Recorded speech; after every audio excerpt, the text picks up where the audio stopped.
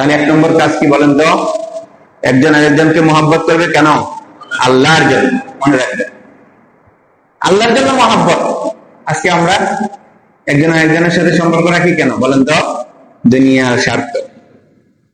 দুনিয়ার স্বার্থ উদ্ধার শেষ, তাকে ভালোবাসা শেষ, তার সাথে সম্পর্ক শেষ। পরস্পর বন্ধুত্ব রাখে দুনিয়ারই স্বার্থে তার। কিন্তু না, মহব্বত হবে একমাত্র আল্লাহর জন্য, সম্পর্ক হবে আল্লাহর জন্য, কাউকে সম্মান করবেন আল্লাহর জন্য। আমরা পরস্পরকে ভালোবাসি কেন? দুনিয়াবী স্বার্থে। স্বার্থ উদ্ধারের পরে তাকে আর চিনি না। এই জন্য আমি বলি, মানুষকে মানুষ হিসাবে মর্যাদা দেন। কথাটা ছোট্ট কিন্তু খুব গভীর অর্থবহ। খেয়াল করেন কথাটা। মানুষকে আমরা মানুষ হিসাবে সম্মান করি না, মানুষকে পদমর্যাদা বলে সম্মান করি। প্রভাব প্রতিপত্তি আছে বিদায় সম্মান করি, টাকা পয়সা আছে বিদায় আমরা সম্মান করি। যতদিন পদমর্যাদা আছে তো তার সম্মান আছে, টাকা করি আছে তো এই ব্যক্তির সম্মান আছে, প্রভাব প্রতিপত্তি আছে তো তার সম্মান আছে, কিছুই নাই তো তার কোনো সম্মান নাই। এই জন্য বলি, মানুষকে মানুষ হিসেবে সম্মান করেন, মানুষকে মানুষ হিসেবে কদর করেন। মানুষের এই পদমর্যাদা তো সাময়িক, এই প্রভাব প্রতিপত্তিটি সাময়িক, তার সম্মানও কি সাময়িক? আমরা তো তাই করি। বড় পদ পদবীর অধিকারী যতদিন পদবী আছে তো তাকে স্যালুট, যতদিন পদবী আছে তাকে সম্মান, যতদিন তার প্রভাব প্রতিপত্তি আছে তো সম্মান আছে, নাই তো সম্মান নাই। কেন? প্রভাব প্রতিপত্তি নাই, ক্ষমতা নাই, পদবল নাই, জনবল নাই, সে কি তার কি মানুষত্ব নাই? সে কি মানুষ থেকেও হারিয়ে গেছে? তার আলহামদুলিল্লাহ লা ইলাহা ইল্লাল্লাহ। যে মালিককে আমরা ভুলে গেছি, সেই মালিকই শেষ পর্যন্ত আমাকে উদ্ধার করবে। যার জন্য লড়ছি, যার জন্য চলছি, যার জন্য বলছি, আসবে না তো? আসে না তো? বিপদে পড়লে আসে না তো? আসে না তো? মালিক ভুলে যায়, আরে সে তো আমার কর্মচারী না। এই ধরনের ঘটনা কি আপনাদেরকে উপস্থাপন করে বোঝাতে হবে? হায় আফসোস, যেই ভালোবাসা নকল, সেগুলোর পিছনে আমরা দৌড়াচ্ছি, আর যেই মহান রবের ভালোবাসা চিরস্থায়ী, সেইটা আমরা চিন্তা করি না। এই জন্য মহান রবের ভালোবাসায় আপনাকে কবরে বাঁচাবে, নেতা নেত্রীর ভালোবাসা আপনাকে কবরে বাঁচাবে না। আমি বলছি না যে কেউ কাউকে মহব্বত করবেন না, আমি এটা বলছি না। বলছি যে মহান রবের ভালোবাসা ছেড়ে দিয়ে যে নকল ভালোবাসা, সেটার পিছনে পড়া এটা ভুল সিদ্ধান্ত। আপনি আপনার মাকে ভালোবাসবেন, মহব্বত করবেন, বাবাকে ভালোবাসবেন, মহব্বত করবেন, বন্ধুকে ভালোবাসবেন, নেককার, ঠিক, আপনি সিদ্ধান্ত ঠিক। কিন্তু আমরা তো উল্টো করছি। সেটা কি? নকল ভালোবাসার পিছনে দৌড়াচ্ছি মহান রবকে ভুলে গিয়ে। এই জন্য আল্লাহর ভালোবাসা তালাশ করা। যত ধরনের কুকর্ম অপকর্ম সব কিছুর মধ্যে লিপ্ত হয়ে যায়, যেন কি থাকে? আমার নেতা খুশি থাকে, আমার বস খুশি থাকে, আমার লিডার খুশি থাকে। লিডারকে খুশি করার জন্য, কিন্তু মহান রবকে খুশি করার জন্য। মহান রবের খুশি কেমনে আসা যায়? আল্লাহর খুশি যেমন কেমনে করে অর্জন করা যায়, আল্লাহর ভালোবাসা কেমনে করে পাওয়া যায়, সেই চিন্তা আমাদের মাথায় আসে। 4টি কাজ করলে আল্লাহ রাব্বুল আলামিনের ভালোবাসা পাওয়া যায়। এটা আল্লাহ নিজেই বলেছেন, ওয়াজাবাত মাহাব্বাতি, আমার ভালোবাসা তাকে ভালোবাসা আমার জন্য ওয়াজিব হয়ে যায়, অবধারিত হয়ে যায়। তাকে 4টি কাজ যার মধ্যে থাকে। লিল মুতাহাব্বিনা ফিয়া, পরস্পর ভালোবাসবে তো আমার জন্যই ভালো। পরস্পর ভালোবাসবে তো আমার জন্য ভালোবাসবে, অর্থাৎ আল্লাহকে ডাকে তাই তাকে ভালোবাসে, আল্লাহকে মহাব্বত করে তাই তাকে ভালোবাসে, সত্য কথা বলে তাই তাকে ভালোবাসি আল্লাহর জন্য। তাহলে পরস্পর ভালোবাসবে কেন? এদিকে তাকান, পরস্পর ভালোবাসবে কেন? আল্লাহর জন্য। পরস্পর পরস্পরকে মহব্বত কেন করবে? আল্লাহর জন্য। আহা, পরস্পর পরস্পরের সাথে সাক্ষাৎ করবে কেন? আল্লাহর জন্য। পরস্পর বসে আলোচনা করবে, এটাও আল্লাহর জন্য। এই যে আমরা আলোচনা করছি শুধুমাত্র আল্লাহকে পাওয়ার জন্য। একজন আরেকজনের পিছনে খরচ করবে আল্লাহর জন্য। তাহলে কয়টা কাজ হলো? পরস্পর একে অপরকে মহব্বত করবে আল্লাহর জন্য, পরস্পর বসছে এখানেও আলোচনা করবে আল্লাহর, এই জন্য বসেছে আল্লাহর জন্য। পরস্পর একজন আরেকজনের সাথে সাক্ষাৎ করতে যাবে কেন? আল্লাহর জন্য। আবার একজন আরেকজনের পিছনে খরচ করবে, এটাও আল্লাহর জন্য। এই চারটি কাজ যদি করে কেউ, আল্লাহ তাআলা হাদিসে কুদসিতে বলেন যে তার জন্য আমার ভালোবাসা অবধারিত হয়ে যায়, তাকে ভালোবাসা আমার জন্য ওয়াজিব হয়ে যায়। তাহলে এক নম্বর কাজ কি বলেন তো?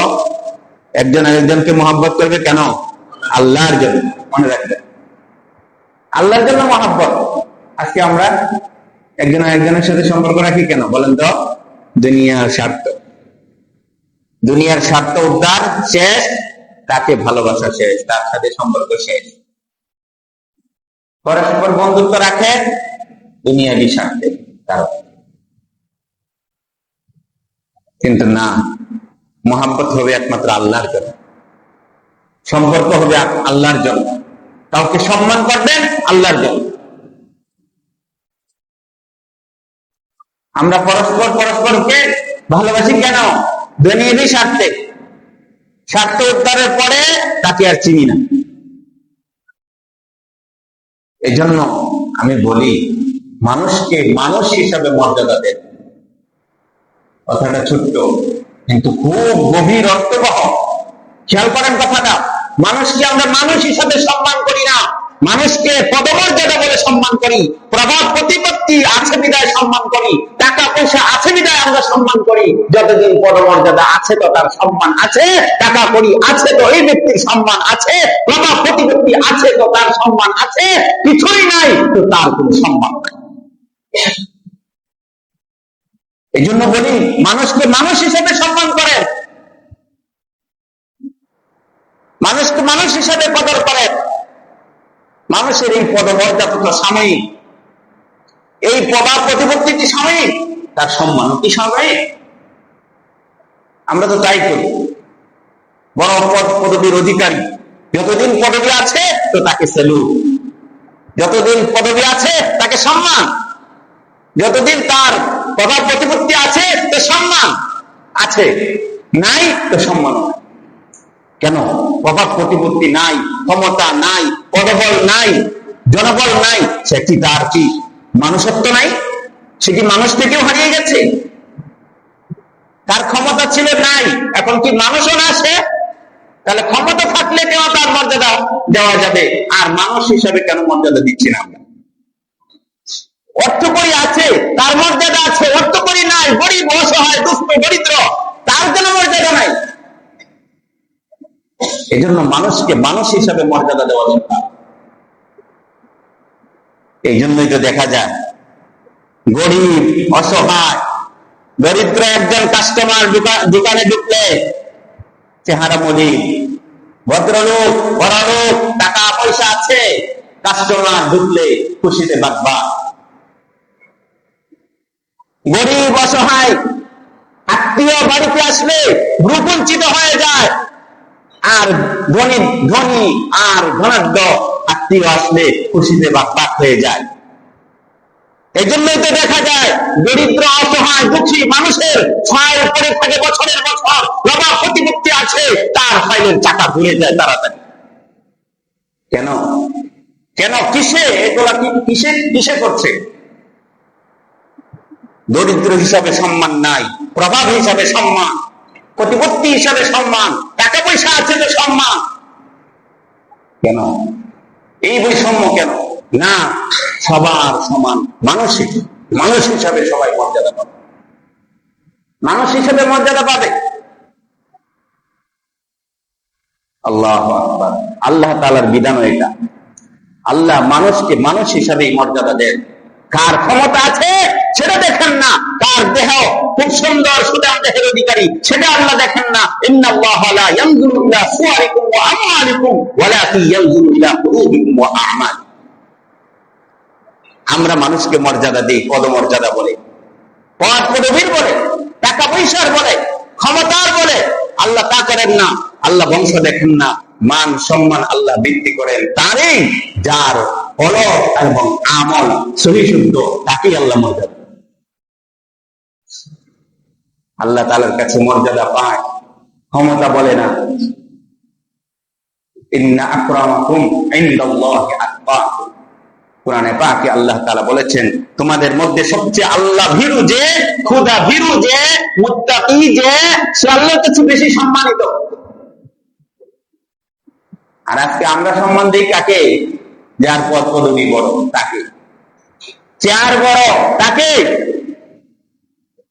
সাধারণ মানুষকে গণায় ধরি না। এজন্য বললাম না, গরিব কাস্টমার ঢুকলে চেহারা একরকম, আর ধনী ঢুকলে আরেক রকম। গরিব আত্মীয় আসলে চেহারার রং একরকম, আর ধনী আসলে আরেক রকম। গরিব অসহায় দুঃখীদের পাইল চলে নিচে পড়ে থাকে, আর প্রভাব প্রতিপত্তি টাকা কড়ি আছে তার পাইলের টাকা ঘুরে যায় তারা। এটাই তো আমাদের নিয়ম। কিন্তু না না, মানুষ হিসাবে মানুষকে সম্মান করেন, মানুষ হিসাবে মানুষকে মর্যাদা দেন। শেখ সাদি রহমতুল্লাহ আলাইহি, আপনারা শুনেছেন নাম, বিখ্যাত পারস্য কবি। বিখ্যাত পারস্য কবি, তার একটা কিতাব আছে, বই আছে, গুলিস্তা। বড় চমৎকার উপদেশমূলক একটা কিতাব এটা, বই বাংলাও আছে, পড়তে পারেন আপনারা। প্রতিটা গল্প উপদেশমূলক, প্রতিটা কথা উপদেশমূলক।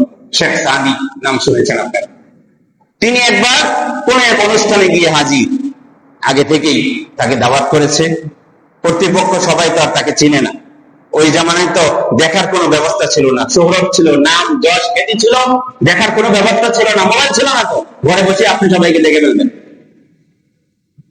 তো উনি যখন প্রবেশ করবে অনুষ্ঠান স্থলে, কর্তৃপক্ষ যারা ছিল, এখানে দায়িত্বশীল যারা ছিল, দাওয়াত তো দিয়েছে কর্তৃপক্ষ, যারা দায়িত্বে ছিল তারা তো চিনে না, বাধা দিয়েছে শেখ সাদিকে। আপনি তো এই উন্নত অনুষ্ঠানে, এত মনোরম পরিবেশে, এই বড় আয়োজনে আপনি ঢুকতে পারবেন না, আপনার লেবাস পোশাক ভালো না। খেয়াল করেন, আমরা মানুষকে মানুষ হিসাবে কদর করি না। কি বলছিলাম? খেয়াল করেন, শেখ সাদিকে বাধা দিল, অথচ তিনি একজন নিমন্ত্রিত, আমন্ত্রিত মেহমান। পোশাকের কারণে তাকে ঢুকতে দিচ্ছে না কর্তৃপক্ষ।